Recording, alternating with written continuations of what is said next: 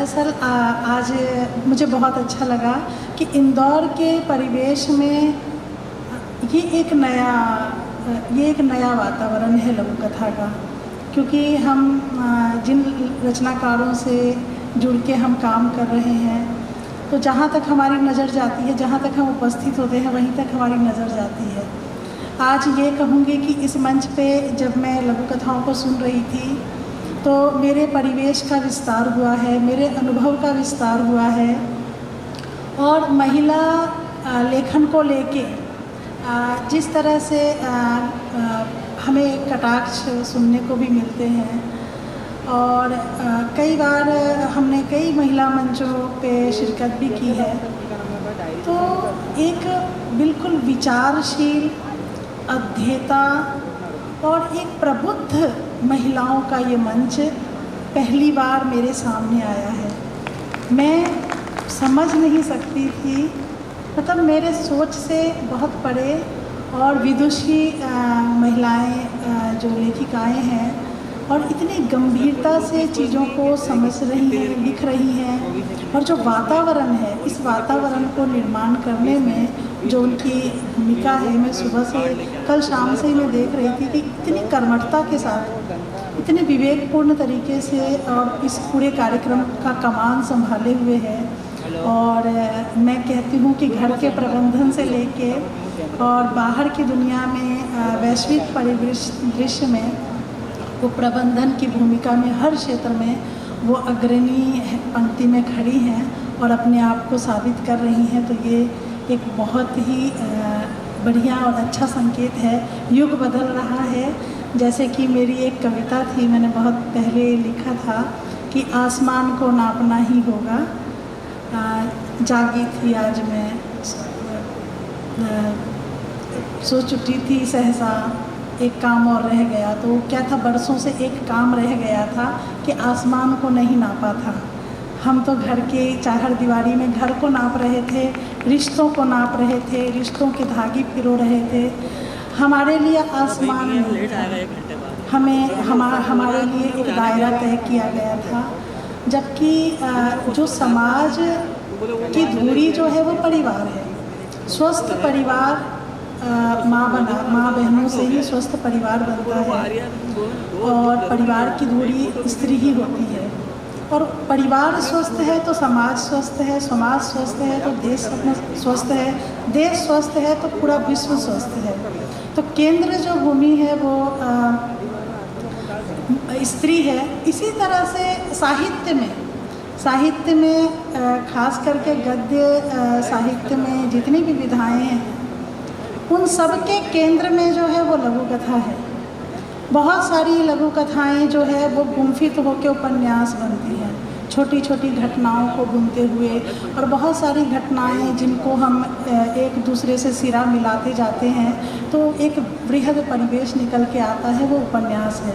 तो उपन्यास को मैं अनार के समान मानती हूँ, जिसमें वो छोटे छोटे दाने जो होते हैं वो लघु कथाएँ होती हैं।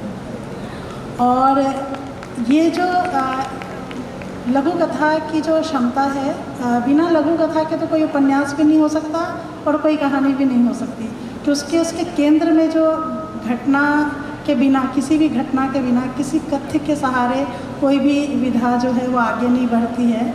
हम संस्मरण में भी हम किसी घटना को, किसी कथ्य को बुनते हैं।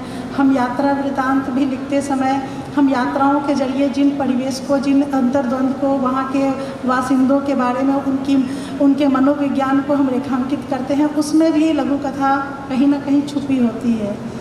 तो जीवन के हर एक महत्वपूर्ण क्षणों में हम लघु कथा को पाते हैं। और जैसा कि मैंने कहा कि आज वाकई में मुझे बहुत गर्व महसूस हो रहा है कि लघु कथा का जो परिवेश है और हमारी महिला नेत्री यहाँ जो हैं, जो इस क्षेत्र में काम कर रही हैं, वो बहुत महत्वपूर्ण तरीके से काम कर रही हैं। एक बात मैं और कहना चाहूँगी कि जो परेशानियाँ हैं, विसंगतियाँ तो कभी संसार से गायब नहीं हो सकती हैं। त्रेता युग की विसंगतियाँ अलग थीं। त्रेता युग की विसंगतियों ने अलग तरह से रूप धर के फिर द्वापर युग में आ गए। द्वापर युग से जब ये सतयुग से त्रेता युग में आए, फिर द्वापर युग में। आप देखिए विसंगतियों की धारा, कहीं सिर्फ संसार बदल रहा है, उसके रहन सहन का ढंग बदल रहा है, तो विसंगतियों के रूप बदल रहे हैं, लेकिन विसंगतियां कभी ख़त्म नहीं होती। आज जो हमारे तकनीकी युग में अलग तरह की परेशानियां आ गई, अब हम एक दूसरे से जितने करीब हो गए हैं, पूरा विश्व जो है वो आज अंतर्राष्ट्रीय, हमारा ये कार्यक्रम जो है वो अंतर्राष्ट्रीय साहित्य समागम है। तो अंतर्राष्ट्रीय में आप देखिए कि आज नेपाल हमारे बिल्कुल करीब आ गए हैं, मॉरिशस तो लगता ही नहीं है, बिल्कुल लगता है कि हमारे भारत का ही हिस्सा है, और जो बोस्टन में रह रहे हैं, और जो हाँ जी, तो वो जो सब चीज़ें हैं वो एकदम करीब हो गए हैं। ऐसे में क्या होता है कि अलग तरह की परेशानियाँ, अलग तरह की चीज़ें निकल के आती हैं, तो हमें उन सब चीज़ों पे भी लिखना है। और इसी तरह से शारदा गुप्ता जी की संतान सप्तमी, ये वृद्धाश्रम को लेके जो लघु कथा उन्होंने लिखा है कि वृद्ध लोगों की दशाएं, मतलब इस पे मैंने एक चीज़ इसकी, जब मैं इसको जब पढ़ रही थी तो मेरे मन में जो भाव एकदम से उत्पन्न हुए थे कि जगन्न मातर मातास्त्व चरण सेवा न रचिता, नावा दत्तं देवी द्रविणमयी भूयस्तवा मया, तथापि तं स्नेहं मयि निरुपम यत् प्रपुरुषे कुपुत्रे जायते क्वचिदपि कुमाता न भवति। ये किसी भी हालत में माता जो है, माता पिता के मन में अपने बच्चों के प्रति कभी भावना नहीं बदलती है, बच्चों की भावनाएं बदलती हैं, और ये संसार का नियम है।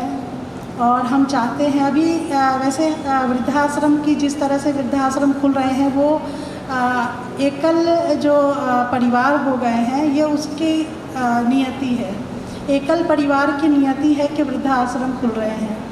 नहीं तो पहले संयुक्त परिवार होते थे, बड़े बूढ़े किस तरह से बड़े होते थे, बूढ़े होते थे, और उनके चारपाई के पास 4-5 लोग हमेशा बैठे रहते थे। हमारे परिवार के नहीं बैठते थे तो पड़ोसी के परिवार के लोग आके बैठते थे। प्रत्येक दिन 2-4 लोग उनको देखने आते थे। जब उनको देखने के लिए पूरे गांव समाज के लोग आते थे तो उनका जो बिस्तर है वो हमेशा मेंटेन रहता था, साफ़ सफाई रहती थी। कोई कभी बहू सेवा कर रही है, कभी बेटी सेवा कर रही है, कभी बुआ सेवा कर रही है, कोई ना कोई परिवार का होता था उनके करीब। तो एकल जो हमारा एकल जीवन है, एकल परिवार है, ये उसकी देन है वृद्धाश्रम। वृद्धाश्रम के लिए हम सिर्फ बच्चों को कसूरवार नहीं ठहरा सकते। बच्चे भी अकेले क्या करेंगे? पहले खेती किसानी होता था, घर का अपना व्यवसाय होता था, 4-5 भाई बहन सब एक साथ रहते थे, तो पता ही नहीं चलता था, किसी एक के ऊपर अधिक जिम्मेदारी नहीं पड़ती थी। लेकिन अब एकल परिवार में एक ही है, उसको कमाना भी है, उसको घर भी चलाना है, बच्चों को भी देखना है, बच्चों का कैरियर का टेंशन भी है। तो होता है ऐसा कि बच्चे की भी मजबूरी होती है। कभी कभी तो माँ बाप शौक़ से वृद्धाश्रम चले जाते हैं कि तुम लोग तो इतने व्यस्त रहते हो, हम अकेले यहाँ रहते हैं, हमारा तो वहीं पे हमारे साथी मिलेंगे, हम उनसे बात करेंगे। जैसे कि आशा गंगा श्री ढोड़कर जी की लघु कथा में वृद्धाश्रम का दर्द जबरा में निकल के आया था कि इतने बड़े परिवार में बात करने को कोई नहीं है। तो बात करने को कोई नहीं है तो जबरा जो है वो बिल्कुल जाम हो गया है। अब उसकी ग्रीजिंग कैसे हो? आम तौर पे इसकी ग्रीजिंग जो है ना आशा जी, जो हमारी जो वृद्ध जन है वो झगड़ा करके अपनी ग्रीजिंग कर लेती हैं। तो ये शिकायत आम तौर पे आप देखेंगे कि जिस घर में वृद्ध रहते हैं और अगर उनसे बातचीत न किया जाए तो वहाँ शोर शराबे कभी कभी उठते हैं, कभी कभी बहुत झगड़ा सुनने को मिलता है। तो असल में वो ग्रीजिंग करते हैं और अपने जबड़े को मुक्त कर लेते हैं। तो ये उसकी कथा थी और बहुत अच्छी कथा थी। Subscribe our channel and press the bell icon for more updates.